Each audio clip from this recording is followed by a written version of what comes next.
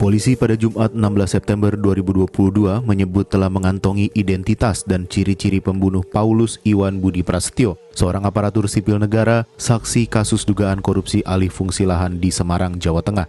Ciri-ciri pelaku didapat polisi setelah menganalisis barang bukti yang ditemukan di lokasi kejadian.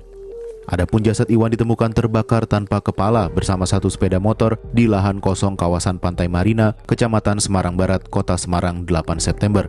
Proses penyelidikan kepolisian, tim gabungan yang ada di Polrestabes dan Direktorat Kriminal Umum serta backup dari Bareskrim itu sudah mengerucut kepada pelaku.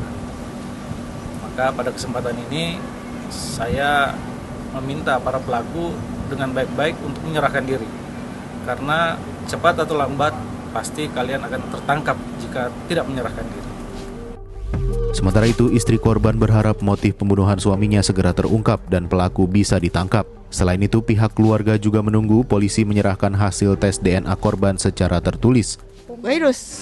Kalau proses hukum tidak akan saya lepas. Saya hanya melakukannya secara, karena saya sesama manusia silakan. Tapi untuk hukum tetap saya serahkan semuanya kepada Bapak Polisi yang. Paulus Iwan Budi Prasetyo, aparatur sipil negara di Badan Pendapatan Daerah Kota Semarang, dikenal memiliki kinerja yang baik.